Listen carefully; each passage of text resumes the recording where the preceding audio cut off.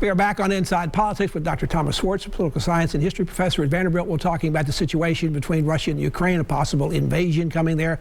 It would be the largest war to break out in Europe since World War II if it happens. Dr. Schwartz, so far the public polls in the United States seem to be favorable for the president's tough stand with Ukraine along with NATO. But if war breaks out, people think this on the other side of the world won't have any impact, and it could have some immediate impacts on their day-to-day life, like gas prices. Absolutely. No, Russia has such a dominant role in gas, producing gas, that what could happen is, of course, if the Nord Stream pipeline is shut down, you're going to have an immediate increase in the price of gas going around the world. And this is going to lead to an increase in price of gas here, an increase in our inflation. And so there will be consequences. The president's already tried to warn people of this, but these types of consequences are going to be harsh. And President Biden's in a tough situation. How can he come out looking like a winner on this? Because if there is an invasion and gas prices go up like that, it's only going to further aggravate the already high inflation numbers here. He's already got some tough polls. How does he keep equilibrium, much less start to recover and win on this issue? Well, he would win on this issue if Putin decided to back down or accept some sort of compromise settlement. That would be a clear win for the president, since he has been so out front and outspoken on this.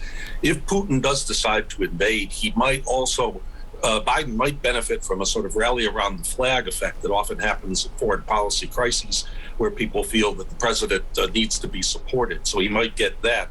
On the other hand, if the economic effects are what they are, that will definitely hurt him going into the midterms. Natural gas issues, this may particularly be a problem because of the pipeline that it's supposed to be going into Germany, and Germany is very dependent on natural gas from Russia. Might we see the NATO alliance here sort of teeter, or at least be subject to perhaps sort of breaking apart on this, because once it actually happens and people start seeing the impact of the gas prices in Europe, they may start to have some different ideas about at least coming to a different settlement? That's possible. This is I think what Joe Biden was getting at when he talked about a more limited incursion. If Putin decides merely to expand, say, the area of the separatist in eastern Ukraine and does not undertake a full-scale invasion, the United States might still demand, since it has said it would act, some type of reaction. And that may cause Germany to hesitate, and that would be very destructive for the NATO alliance. But if Putin undertakes a full-scale invasion, I think Germany would feel it has no alternative but to take a full-scale action. Hasn't the war already begun in the Ukraine? I mean, there's already been the largest cyber attack ever launched by somebody. It appears to come from Russia right over there. So they're already fighting with the Russians on this level. Yes, well, in fact, one of the things that many Ukrainian analysts have encouraged Americans is to recognize that they have been fighting for the last 8 years. The war has not stopped. This is what we're really talking about, is an escalation in a war that's already been going on, and whether that escalation will occur, not the beginning of a new war. It's pretty likely on a tactical level that if the Russians do a full-scale invasion, that the capital, Kyiv, is pretty close and could probably be captured pretty quickly by the Russians, even though the Ukrainian army is supposed to be a lot better than it was the last time the Russians came in. Won't that tempt the president to put some troops on the ground someplace, or pretty close, at least threaten to do that, if indeed it looks like the government there is going to fall? I think if Kyiv is taken quickly, that will encourage probably the idea that the United States needs to send more troops to the border areas, Poland, Romania, the NATO allies that border on the Ukraine, because the taking of Kyiv, the overthrow of the Ukrainian government, would be, I think, a very, very serious step. It would really require more of an action by the United States. But again, the president's been very clear. He's not going to send American military forces into the Ukraine. Is the biggest challenge for Russia in all this winning a longer-term, likely insurgent war? Let's say they win a tactical victory on the ground, capture the Ukrainian government, and manage to capture the country. But then we have this insurgent war. Isn't Russia going to get into the same situation they got in Afghanistan a few decades back? That's possible, but Ukraine is different. I mean, culturally, the Russians, it would probably depend on how the Russians handled themselves. Although I think Ukrainians have made a strong statement of resistance, it would probably depend on how the Russians govern, how the Russian army behaved.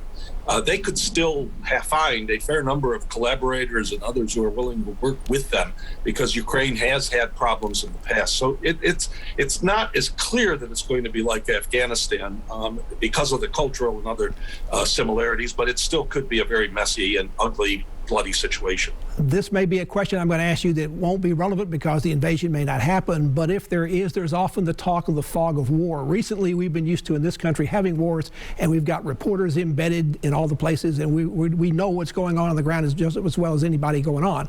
But in this particular case, aren't we likely to see all the communications jammed, and we don't have any reporters over there? We don't have a lot of people on the ground at all in Afghanistan, in Ukraine. So how are we going to know exactly what's going on so we have a feel for whether this is going well or going badly? It will be confusing, but there is a lot. Things might be jammed, but there are a lot of people in Ukraine with iPhones, with other means of communication. So they're probably, comparatively to, say, Afghanistan or someplace like that, I think there will be a lot of information coming out.